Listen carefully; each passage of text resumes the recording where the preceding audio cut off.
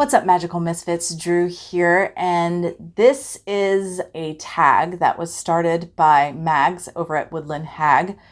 And I know she's not on YouTube at the moment. I do hope that she comes back. I hope it's just a temporary break. But either way, I thought that it was a fun tag and I really wanted to do it. So I'm doing it anyway. It is a 12-question tag. I will put the questions in the description should you want to participate yourself. A lot of people already have. And without further ado, let's do it. Question number one. You are a woodland witch. Where do you live? So is it a cozy cave, a tree house, a log cabin, a stone cottage, wild under the stars, or something else? First things first, you cannot pay me to live in a log cabin. My parents own a log cabin. The house next door was owned by my aunt and uncle, is also a log cabin. And my boss lady from Compass Rose lives in a log cabin. So I have a pretty extensive experience of living in log cabins, not just from my own perspective, but from other people's perspectives as well. My parents built their house when I was 4, so I spent a good chunk of my life there. Log cabins. Okay, not only are they they're pretty to look at, but the logs are not just on the outside, they're on the inside as well, right?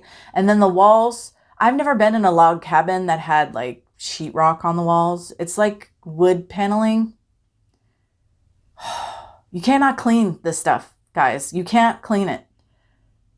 Log cabins are the hardest things to maintain and to keep up to a certain level of cleanliness, depending on how they're built. In my experience, the 3 that I've come into contact with, it's all the same. It's very difficult to keep a good standard of cleanliness because all the materials are pretty much raw and it's just, everything. No, you couldn't pay me. Pretty to look at, would never want to live in. I think a tree house would be really cool. I'm sure I'd have similar problems with it though. Honestly, my heart's yearning is for a stone cottage, a little stone cottage. Now, I would probably have the same problems as a log cabin. I know in reality that I probably wouldn't like it as much, depending on the finish and how it was done. If I could have it all sheetrocked in the inside and whatever, and just the outside was nice and stone, that would be, just have ivy and moss and green growing all over the place, even like a thatched roof. Oh my gosh, I would love that. Theoretically, I would love that. All right, question number 2. Are you benevolent, malevolent, or in between? Well, I'm me regardless, so I would say I'm in between, even as a woodland witch, though I do lean more benevolent. I am going to try my best to be on my best behavior at all times, but there's no guarantee. Number 3, what would your magical woodland power, skill, gift, or talent be? For me, I would absolutely want to be able to just look at a plant and identify it and not only know its medicinal properties, but its magical properties, everything. So anything I looked at, that would be my gift. Like I would just know what that was and I would know what it was for. That's what I would want. Number 4, what is your favorite woodland season and why? It's fall. It's just beautiful. It's cool, crisp air. I just fall. Number 5, how would you dress as a woodland witch? So I even tried to Google images so I could like put a picture up, but I couldn't find quite what I see in my mind. But let's just say it's leaning in the vein of like Robin Hood and his merry men, right?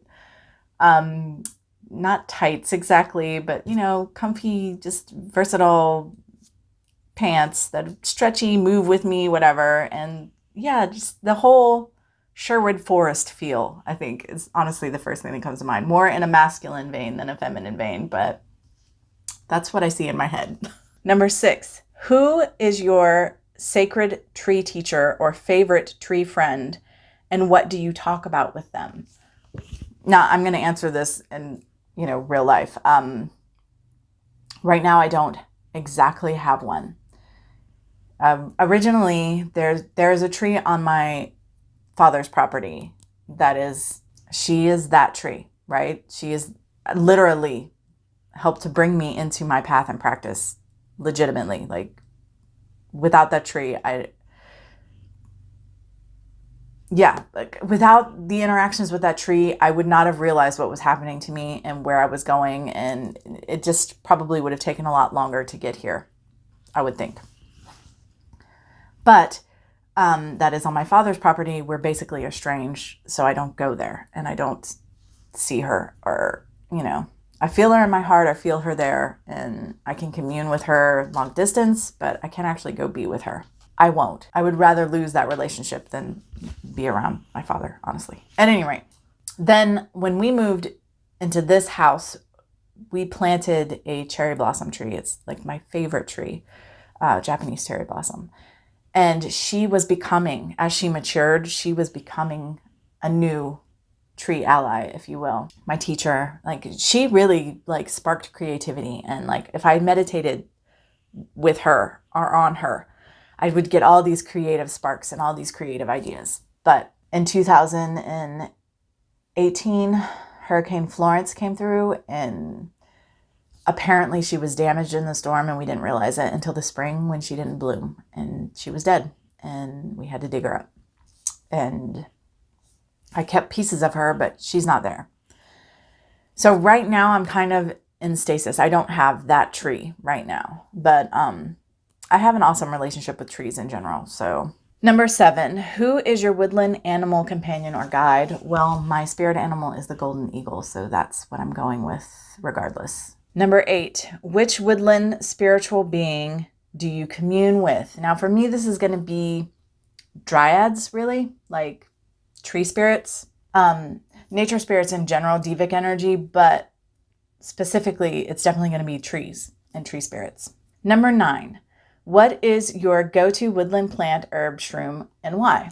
So I just decided I was going to choose wild thistle because where I live, it's abundant and just on the sides of the road. And it's the first thing that I ever wild crafted and went out and harvested in the wild on my own for my craft. So that's why I'm picking wild thistle.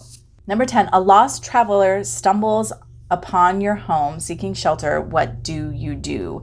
And I think this depends. My first instinct is to want to like provide them with any food or water or something that they might need, but then to send them, be like, okay, just keep walking that way and you're going to run into the village or whatever, run into the town. But I think it probably depends on who they are, how they appear, my gut feeling about them, that kind of thing.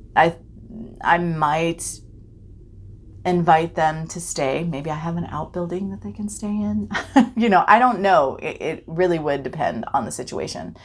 But I think, yeah, my gut instinct is like, oh, here, take what you need and go away. Just go. Number 11. What is your special woodland food or drink that you love to make? In real life, I love to just walk out the back door and clip off a little bit of chocolate mint and make chocolate mint tea. So that's what I'm going with. I love to make chocolate mint tea. And lastly, number 12, are there any fairy tale stories or folklore about you that the locals whisper? And honestly, I'm like, they're just like, hey, don't go in the woods. Stay away from that crazy lady who talks to trees and plants and animals. She's weird. Yeah, I think that that's basically what it would be. Just stay away from that weird lady. All right.